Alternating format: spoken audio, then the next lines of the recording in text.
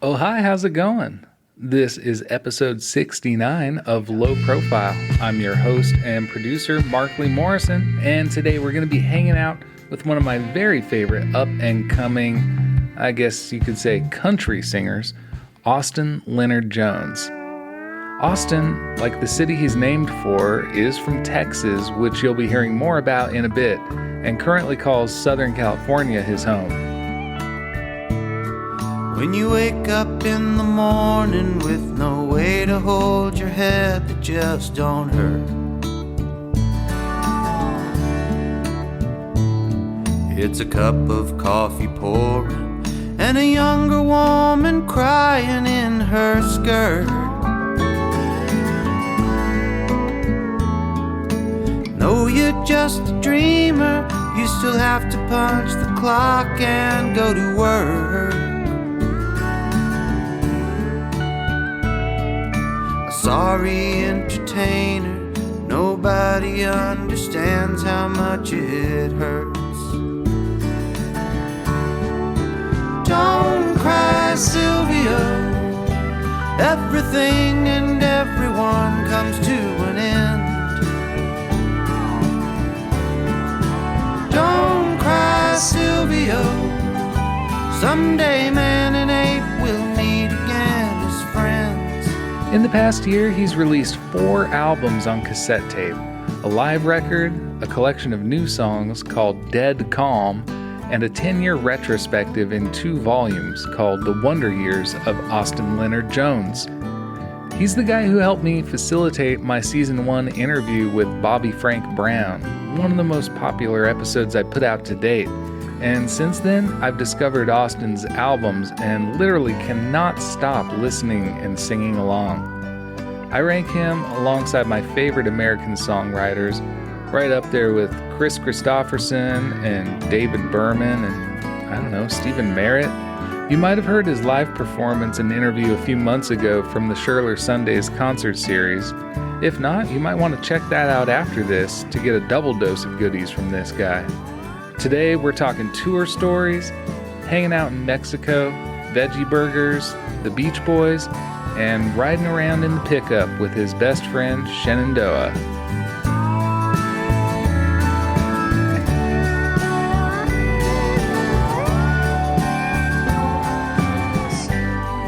Mr. Morrison, how are you, sir? Hey, Austin Leonard Jones. Good to hear you, man. Good to hear from you, man. How you been? I've been, in general, pretty blessed, I'd say. That's good. Yeah. Well, then you're in Olympia, right? Yeah. And where are you, Yeah. Austin? I'm in Ojai, California, in Ventura. Nice. Ventura County. Yeah. It's beautiful You out ever been there. up here? Uh-huh. Oh, yeah. I like to go Yeah. thrift store shopping in Ventura, downtown. Dude, yes. That is true knowledge. It is some of the best thrifting in Southern California. Yeah. Oxnard too. Oh, yeah? I haven't hit Oxnard, but... Yeah, that's the little town next to Ventura, but it's a good run. Hey, yo, artists and musicians. Who, us? Yeah, do you want your own vinyl records? Yeah, but I can't order 1,000 of them. Or wait like a year to get them. Yeah, we're going on tour in 2 months. Check out our friends lathecuts.com. They'll make you vinyl singles in quantities as small as 50 copies and as quickly as 3 or 4 weeks. Get out of here. You heard me right. All their pricing is a la carte, and they can help you pick a package that fits your budget. Okay, who we talk to about this? You need to email my buddy Mike. His address is lathecuts@yahoo.com. And if you mention Low Profile, you'll get a 10% overrun on your order. So if I order 50 records, Mike's gonna send you 55. if I order 75, I guess you would get 82 and a half? Something like that. Remember, you gotta mention Low Profile to get that deal, and it won't be around forever. What was the address again? That's lathecuts@yahoo.com. Custom-made records in small quantities. Mention Low Profile to get a 10% overrun on your order. And emailing now. Well, man, you got a new tape that'll be out by the time this episode's out, called Dead Calm. Yeah, man. Yeah. I've been listening to that, and I wonder if the Australia song is like truly autobiographical. Is that like pretty much a journal entry, or? Pretty much, yeah. So it was actually written in Australia, like on my phone on a park bench in the morning after show, drinking a bunch of coffee, and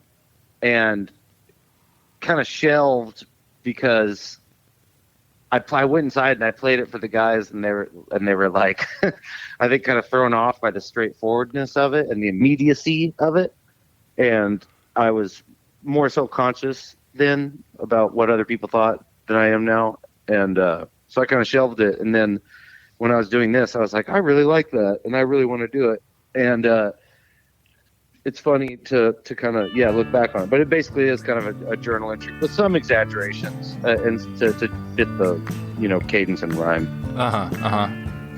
Well, I just like that it's a good old fashioned country song. yeah. Last night in Melbourne, some kid stopped to tell me my music was too country for this town. I had just played a show and heading for the door, I stopped and took a real hard look around. Couple of kids dancing in adamant t-shirts, their hair spiked up all yellow, pink, and green.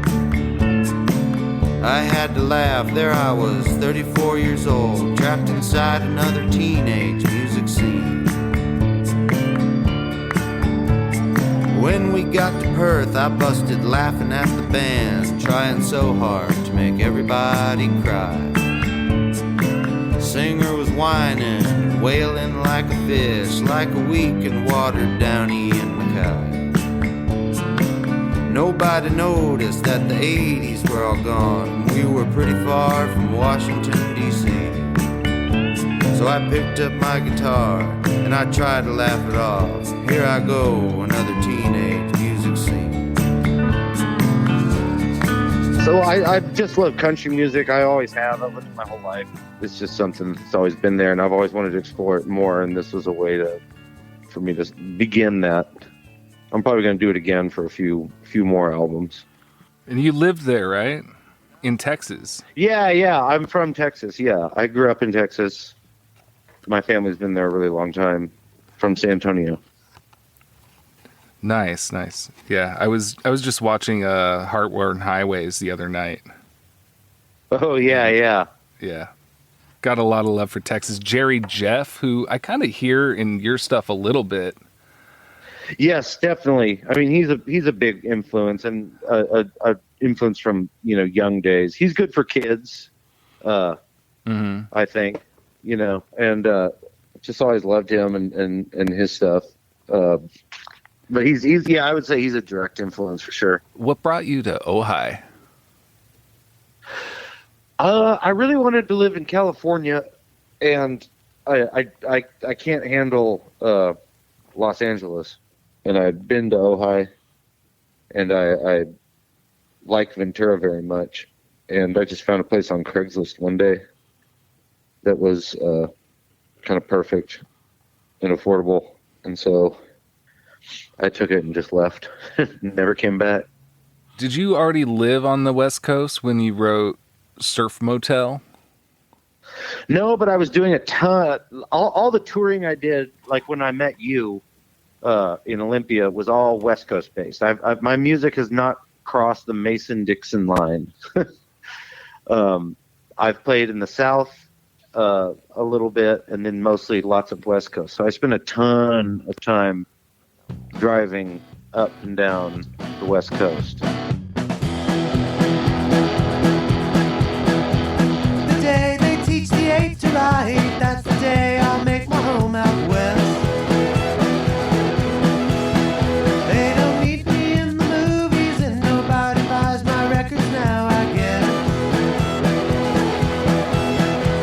I was a cowboy actor in my heyday, making money on a saddle sore.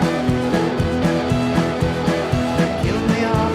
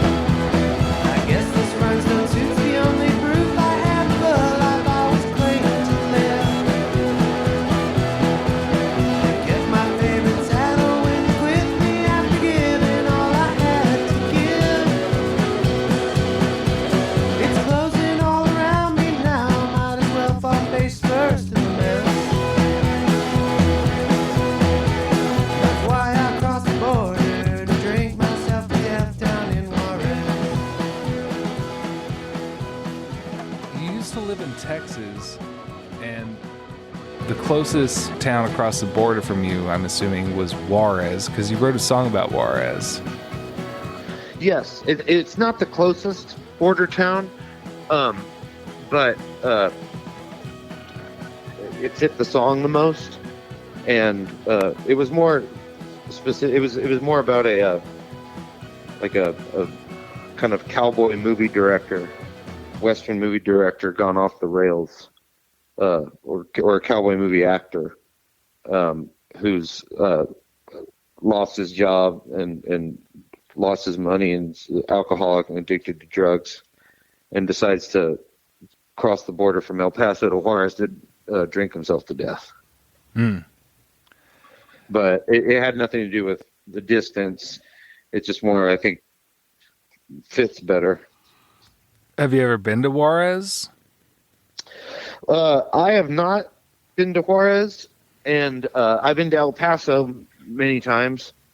But that's one of the border towns I've never been to. The border towns I went to growing up were south, as opposed to West Texas, South Texas, like Nuevo Laredo. What went down over there? Why would you go there? Just to go to Mexico. It wasn't that far. Mm-hmm. Around my teenage years, kids would go to buy drugs, pills from the pharmacies. What's the most wholesome thing you've done in Mexico? I've only done wholesome things. I'd say soccer on the beach with my family and a bunch of kids, local kids. Mm-hmm. Puerto Vallarta, and art museums in Mexico City and Monterrey. When I was a kid, I would go to Tijuana, and like we would go there. Like if someone in the family was getting married, that was the place you go if you're going to get a bunch of suits tailored, like in a hurry. Oh, I could see that. Yeah, and I bet it has a Zamzu. similar vibe. And or you buy a used car and you want to get like a classy paint job. And yeah, I can see that. And then since I've moved up to the Northwest where they don't have fluoride in the water. Oh, yeah. I fly down or drive down to Tijuana and go see my dentist because she's going to charge me about 20% of whatever the locals are going to charge me. Yeah, I know lots of people who go to Mexico for dental work and big, like big jobs and stuff, teeth replaced. But I've been to Juarez twice. Oh, wow. That's awesome. On tour in El Paso both times. The first thing we did was we started looking for like a hotel where we could stay at. And the first place we went into, we walked like up 2 flights of stairs, and there was TV on behind the check-in desk. The TV was on. Yeah. There was like a full cigarette that had just been lit burning in the ashtray on the counter, but no one in sight. And all the doors to all the bedrooms were open. And they like had like a sign posting a very low rate for a night there. But we're just like, that's extremely suspicious. So we were stupid and we just walked around in there looking for an employee. And we just walked through all their hotel rooms. The same thing. And we didn't see anything. We're like, well, we could just crash here, but seems a little sketchy. Yeah, you wouldn't want to wake up to somebody with a gun in your face. And then the next place we went to, we stopped and like talked to the person at the counter who was there, and they said, "Okay, how many hours?" Yeah, that's always a good sign. How about a mountain? How about a tree? How about some leaves blowing around in the breeze? How about a golden light? How about an incoming tide? Pack up my dog and then it's back in the truck. Telephone's ringing but I don't give a f***. I'm on a morning high. The ocean's coming inside. Out of my way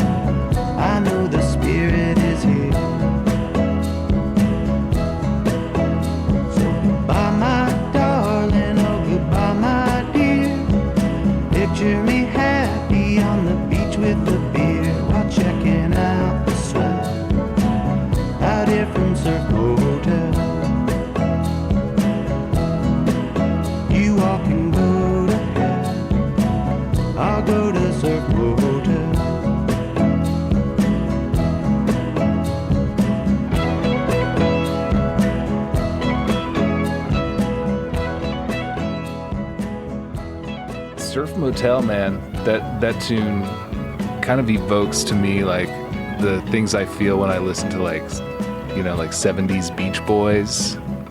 Yeah, and that was a direct inspiration. There's even kind of references in there. I thought there was references. What is it, Big Sur or? There's a lot. There's that. There's Kokomo. And just kind of the spirit of Mike Love in general, and some of the vocal phrasing. But it's kind of like a Beach Boys tribute song in a way.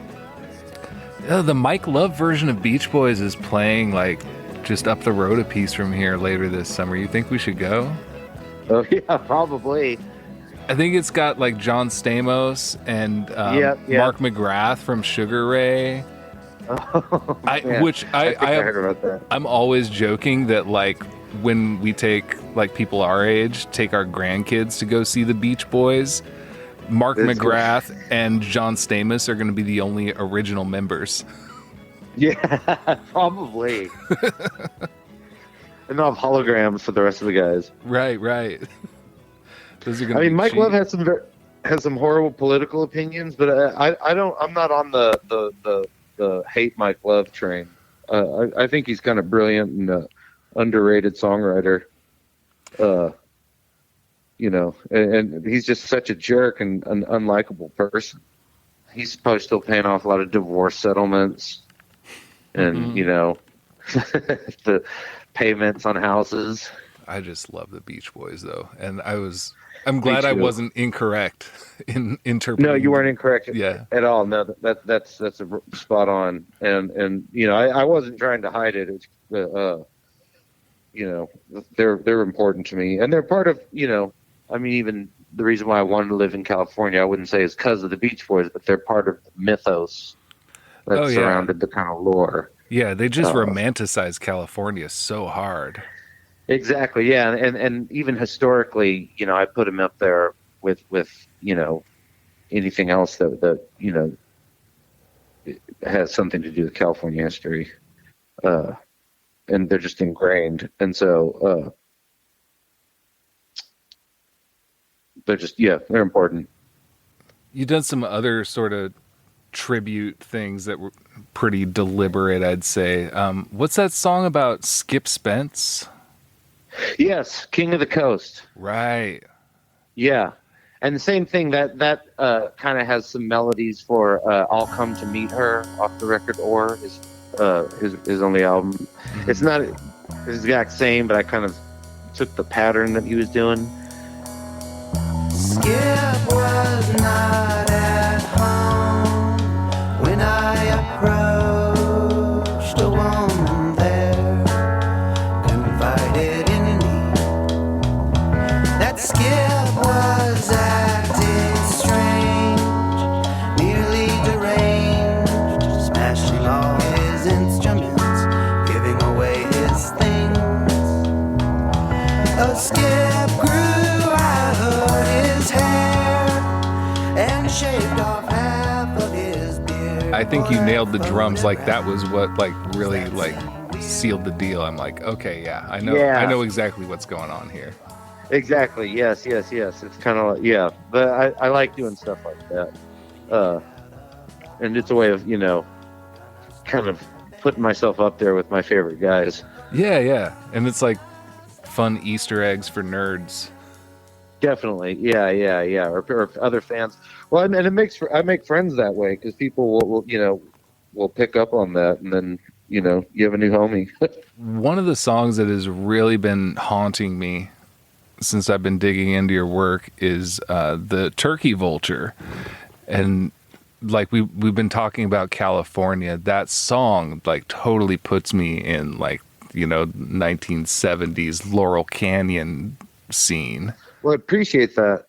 And that has some direct references to Robert Altman's son. I forgot his name.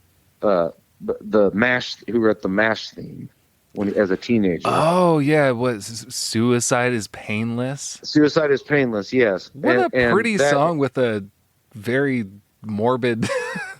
Yeah, exactly. Written by a little kid. Oh my gosh. And I didn't know that would that was written by a kid? He was a Yeah, child? Yes, the director, Robert Altman, it was his son. Holy and cow. I can't remember his name, which out of respect, I feel a little bad for it. Well, but, we'll have a robot read it for us right now.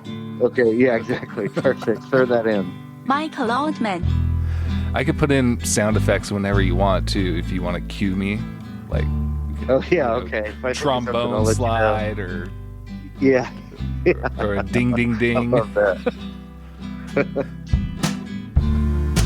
Louisiana, on the way to Texarkana,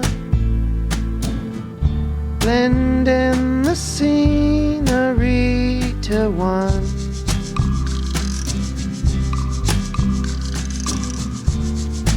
I keep driving through the hills that I see flying. A turkey vulture in the sun.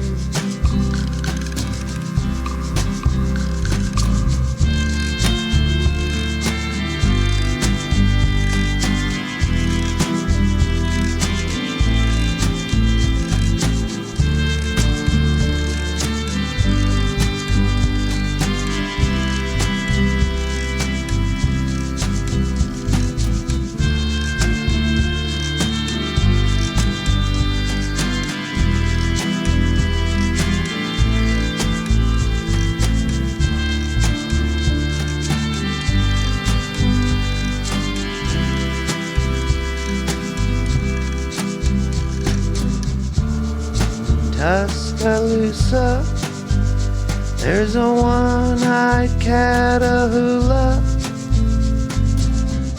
who guards the council's golden door.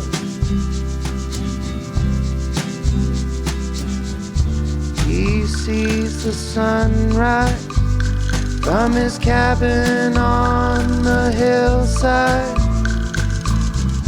The turkey vultures, they're no more.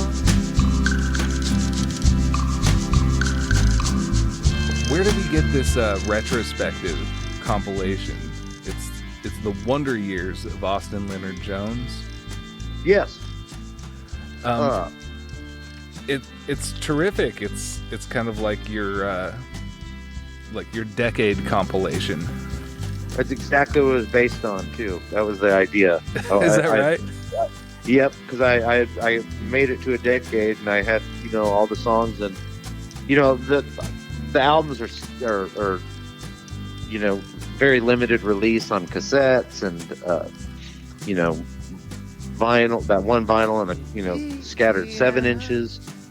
And there was no way where you could, I would sell out so quickly, so I'd play concerts and stuff, and I wouldn't have them. And so I combed through and with a friend and picked all our favorites and combined it into that. Yeah, so I could have my decade. That's great. Yeah, there's nothing worse than when you're like, you do a performance and then people really want to buy something from you and you don't have it. Exactly. You're Yes. just like, everybody loses. No, and that's another good thing about being on a record label is I can finally have more copies and, reprinting and You can say time to reorder. distribution. Yeah. Yeah, exactly. And so I've been very fortunate that. Yeah, Lou put it out, and we remastered them all, too, to make it, give it some kind of difference, I guess. Well, it sounds terrific. Oh, thanks. And it's a great gateway drug into your pretty deep discography that you've got now. Yeah, and that was kind of the idea, is to, for newcomers, people to get acquainted with, like a business card. I'd like to think I'm going to do something similar in another 10 years. Hi, I'm Anna Winter. Do you love listening to Low Profile? There are several ways you can support this show. You can sign up for flexible monthly donations at patreon.com/lowprofile. Those donations help Markley keep this show running smoothly and are vital to Low Profile's progress at the cost of a cup of coffee once a month. If you join the Patreon community, you can get advance episode releases, behind-the-scenes exclusives, and early access to merchandise. If you can't contribute financially, it always helps if you tell a friend about your favorite episodes, share about Low Profile on social media, subscribe for free on your favorite podcast platform, and give us a rating and review whenever you listen. Low Profile also receives in-kind support thanks to these independent Olympia businesses: San Francisco Street Bakery, Schwartz's Deli, Rainy Day Records, Old School Pizzeria, and Scherler Easy Premium Shitty American Lager from Three Magnets Brewing Company. And most of all, thanks to you, the listener, for tuning in. Now, let's get to today's show. Were you behind any of the cover art or packaging choices? Like, particularly on the cassette versions? Yeah, I designed that, and my friend Sam Sanford executed it. But I kind of made the mock-up, and then I had him do the watercolors. So the listener will be able to look at this episode's website and see pictures of it. And can you tell us who we're looking at on these two portraits? Volume 1 is Merle Kilgore, a country singer, almost kind of borderline novelty country singer. You might have seen or Hee Haw. He might have been on that, if you're familiar with that television show. Yeah. That was still in syndication when I was a kid. Hell of a face. Yeah, he's got a hell of a face. Your friend did him justice. And then Volume 2? Yes. That's Larry Hagman, who is the star. He played J.R. Ewing in the show Dallas. Okay. And ironically, he lived in and died in Ojai. Whoa. And I kind of have a fascination with that character as like the kind of a fat cat Texan, the archetypal, just sleazy son of a bitch in the big suit, Okay. Yeah, no, I've never seen Dallas. That's the show that had the controversy with the Who Shot. That's Who Shot that JR. Character. Yeah. I actually haven't seen the show either. But the imagery is enough for me. It's interesting. I'm looking at. I have a little statue of him that I got off eBay. I think it's a decanter, and you pour your booze in his hat, and you wind it up, and it plays the Dallas theme. I think I also like the theme to the show. Like same with MASH. I've never really seen MASH, the show. I'm familiar with the movie. It's not my favorite Robert Altman movie, but I love theme songs. What's your favorite Robert Altman movie? McCabe and Mrs. Miller. That's a good one. That's a really good one. Yeah, I mean, it switches, but right now I would say that one. Did he do Being There? He did not.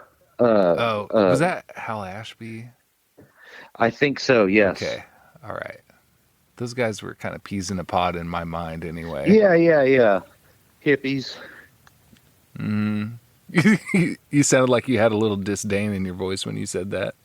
Oh, no, I meant that in a loving way. I love hippies. What's that song where you mentioned hippies? In the I don't know. I do gentrified neighborhood. Oh, yes, that's Kind Sir. Yeah. Yeah. Okay, this is Kind Sir by Austin Leonard Jones.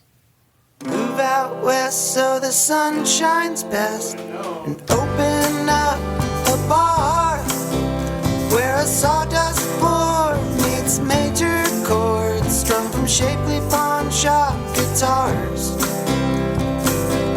Buy yourself a pickup with a dog that can ride in the bed. Start a career out of honky-tonk tears and songs playing in your head.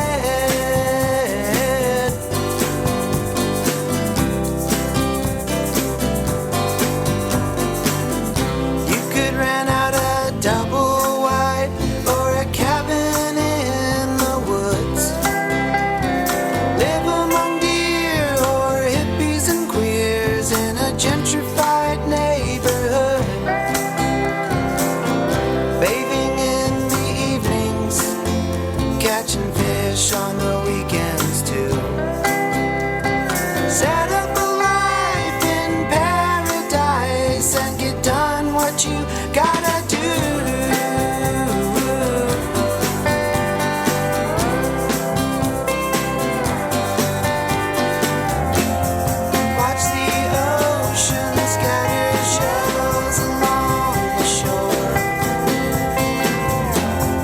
Listen to sea lions roar.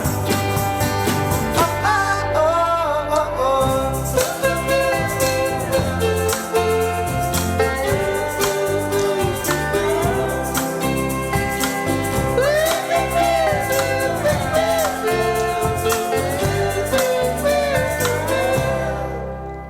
The song was originally called David Israel, named after one of my favorite songwriters and a huge influence on me, contemporary songwriters from Austin.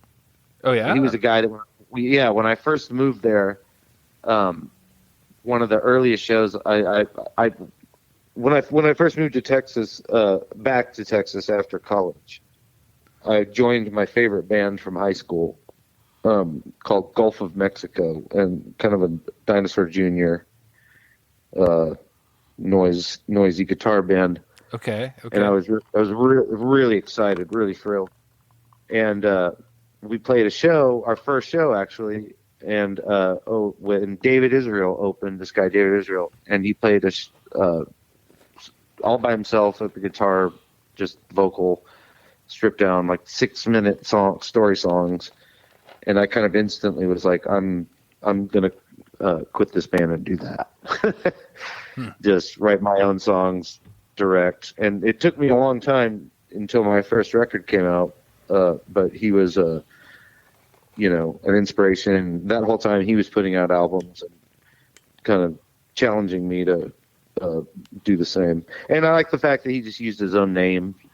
And, it was very... And then I started to see that kind of same thing when I started going on tour in Olympia or Portland.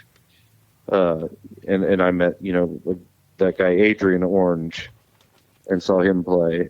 And was kind of, at the time, it's just very different than a lot of the kind of more, I guess, almost 90s influenced rock and roll crap that was going on. And it was just fun to watch. It was fun to be around. And those guys kind of inspired me to put out records under my own name.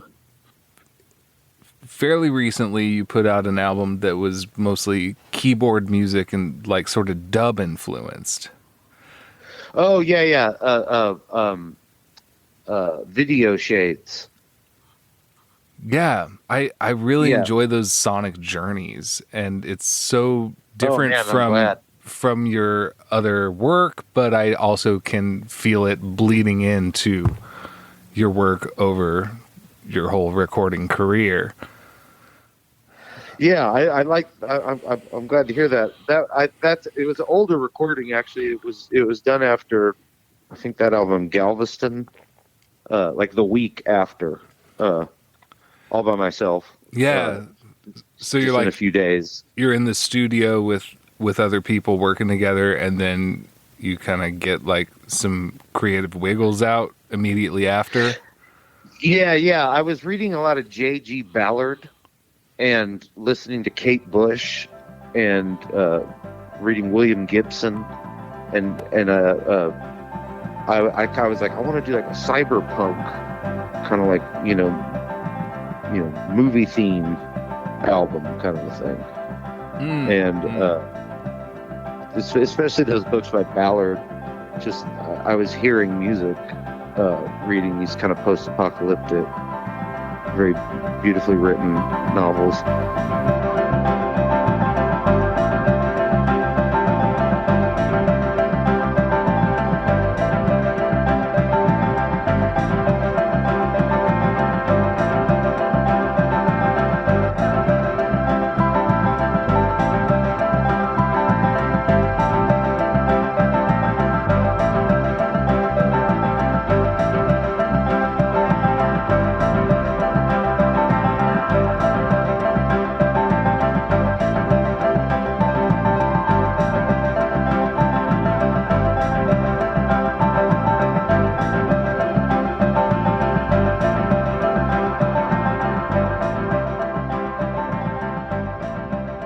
I've noticed a lot of your songs have this like Casio SK something, or like a PT, the a SK. PT or SK Casio drum beat. Yeah, I had that SK1 for forever. That was a friend. It was an a friend SK1. Okay. Yeah, and he lent it to me, and I had that forever, and then he took it back, so that's why it vanishes after like the second album. Well, for the listeners' benefit who may not know what a Casio SK is, do you care to elaborate on that? On what this machine I don't know is? much about it. It's a little it might even be for children. It's just like a little kind of beginner's keyboard, and it has a sampling feature where you can record like a sound with your voice or something, play that on the keyboard, and then it has little. What I used mostly is the little built-in drums. Which would just be like a little loop, and you can build the song on that.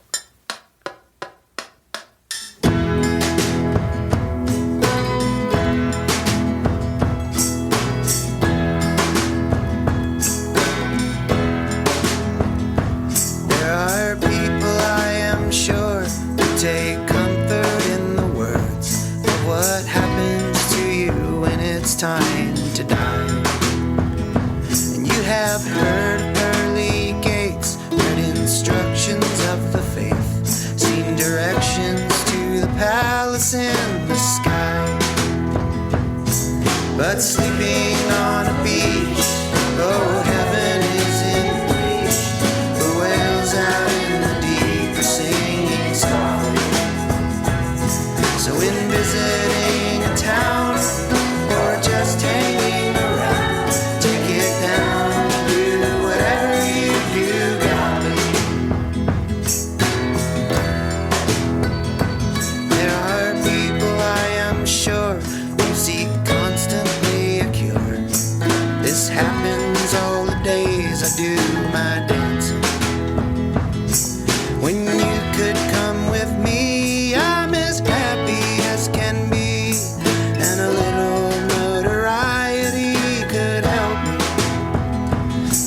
go sleeping on the beach. Oh, heaven is in reach. The whales out in the deep are singing softly. So in visiting a town or just hanging around, take it down to do whatever you do, godly. Down. I take it down.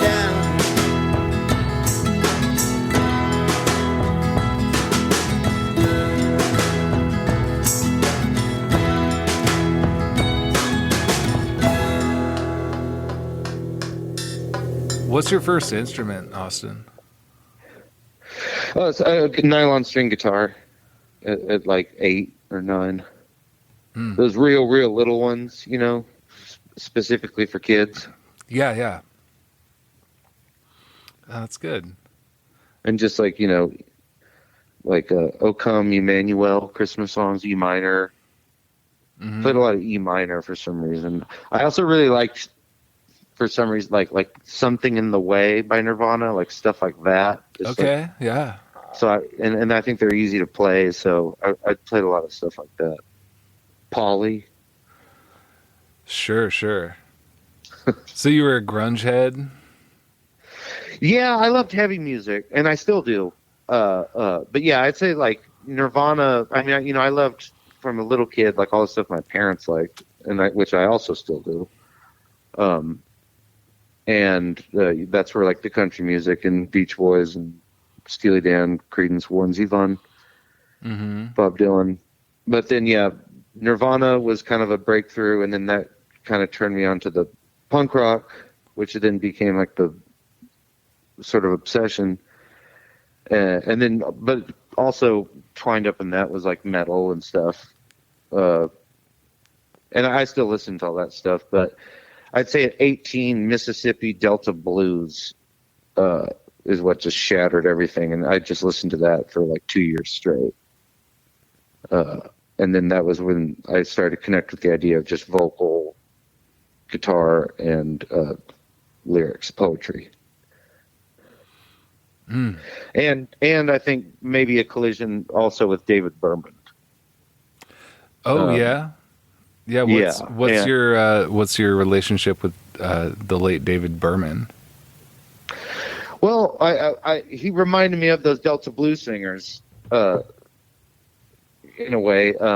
They were straightforward, clean. He also reminded me kind of Michael Hurley, who was a guy, we had that album in the house, Long Journey.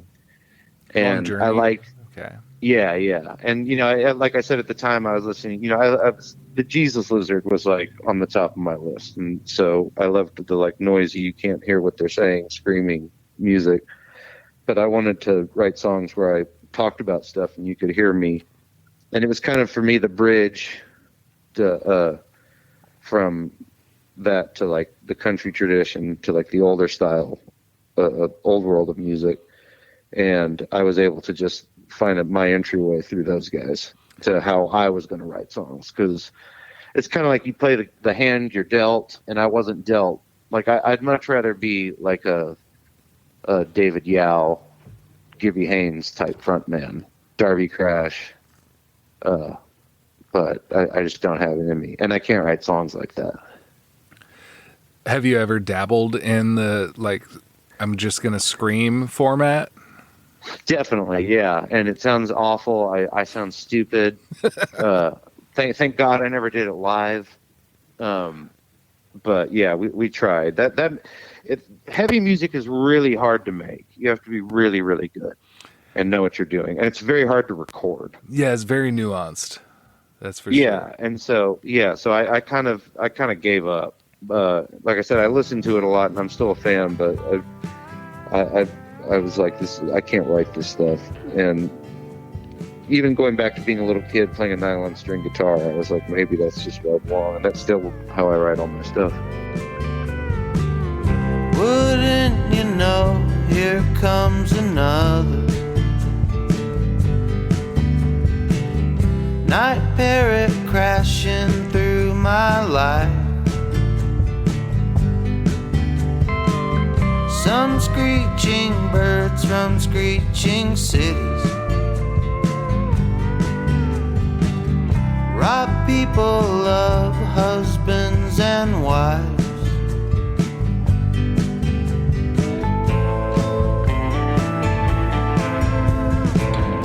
I don't see anyone at all,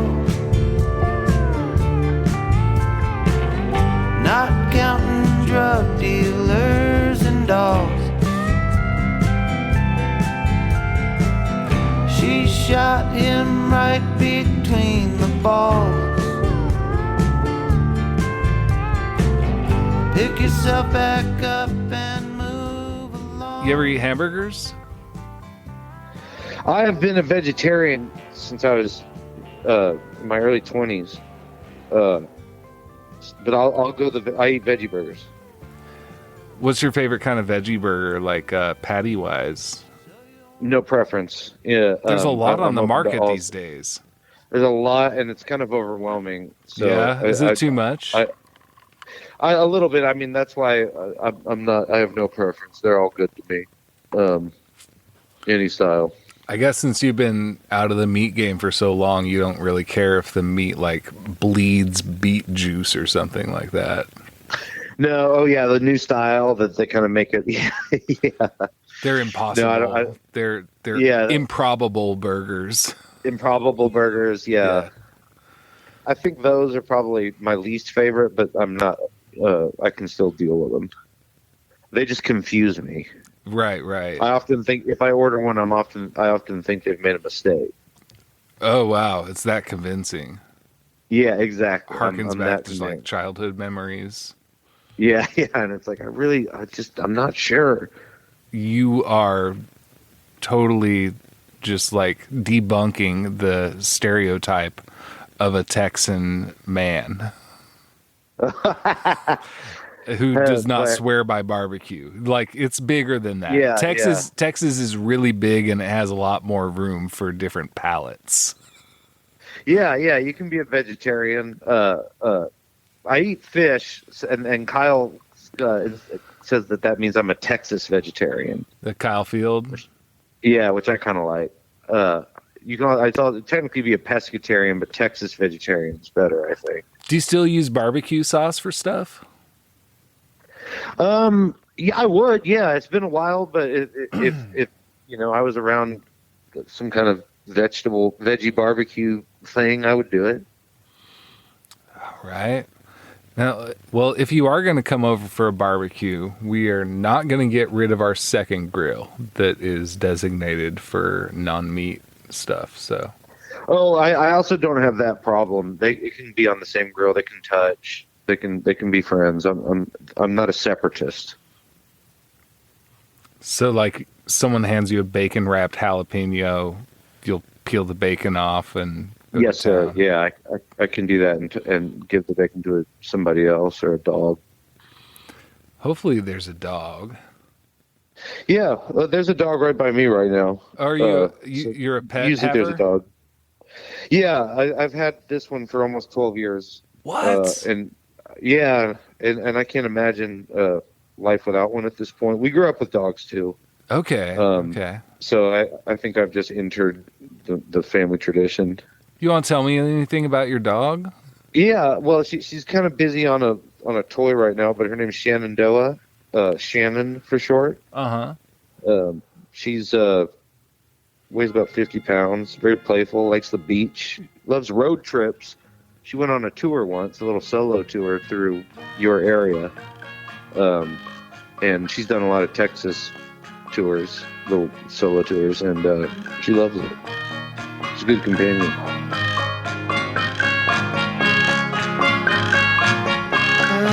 If I burn a flower, if I take it to the lake, if I go swimming in the summer,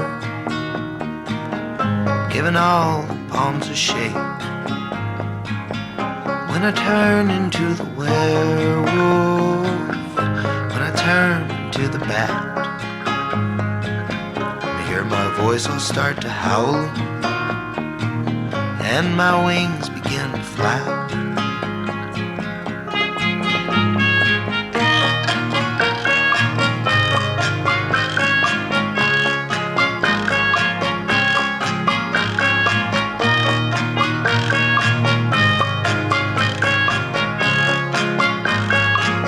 You see this nag that I've been riding? Oh, I stole her for a song. This hotel we've been hiding, laying stems down on the lawn. Take the trees out of the distance, take the shine out of the sun, take the path of least resistance on your way to having fun.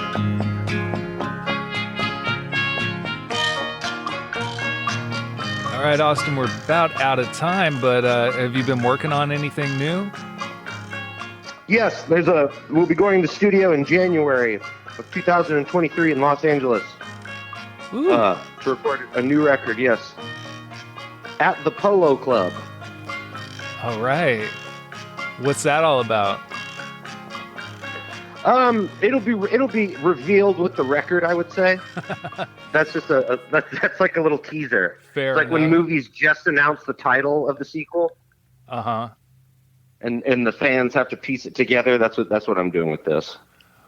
Well, I got to say, I've been heavily indulging in your catalog nonstop for the better part of a year now. And no sign of slowing, so it'll be a welcome addition, whatever you got coming, I'm sure. Yes. Yeah. It's a lifetime's worth of study.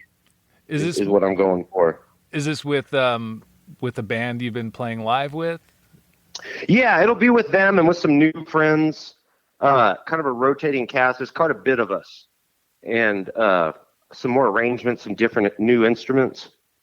It's kind of like a very much what you expect from a 40-year-old dude making a studio record in LA. Yeah. Like I'm very much trying to fulfill that era. I feel like I've grown into that, and the home recording, literally back home in Texas is over. And now it's, studios and schedules, and I'm going to have a dress code enforced. Mm-hmm. I'm taking this very seriously. Oh, good. Yeah. You got to show them who's boss. Exactly. Yeah. I'm thinking of like the bad seats in the studio. The photographs where they're in these kind of down and out low key studios. Everyone's wearing blazers and looks nice. You thinking about maybe implementing the James Brown penalty system, or? Oh, I already do that. I've had people complain about that because it's more of a spiritual tax. I don't actually take the money, but I fine people all the time, and members have gotten upset and complained to other members about it. But that's where we're at now. That's the name of the game. Yeah, we're a business. We're not messing around. Well, bless up, Austin. Bless you. Yeah. To the Thank max. you, my friend. It's been a real pleasure getting to know you, and look forward to future hangouts and all that good stuff. Yes, sir. Me too. You're a fine man. Thank you for talking to me. Hey, where do we send the listener to get your music? There's the Austin Leonard Jones Bandcamp, and then there's the record label Perpetual Doom. And if you're on the go, there's Spotify and Apple Music and probably YouTube. Pretty much all the standard stuff. Okay. Great. Well, we love you here at Low Profile Land. Thank you, my friend. We love you too. We're big fans. See you soon. Yes, sir. This has been the 69th episode of Low Profile with Markley Morrison. My guest today was Austin Leonard Jones. If you'd like to learn more about Austin and his music, you can find links to that on this episode's webpage at lowprofilepodcast.com. The artwork for every episode this season is by Lonnie Morrison, terrific illustrator. Thank you so much for listening today. And if you enjoyed it, why not tell a friend? Or tell people on the internet? Tell whoever you think is going to enjoy this. Pass it on. All right, love you, and I'll catch you next time.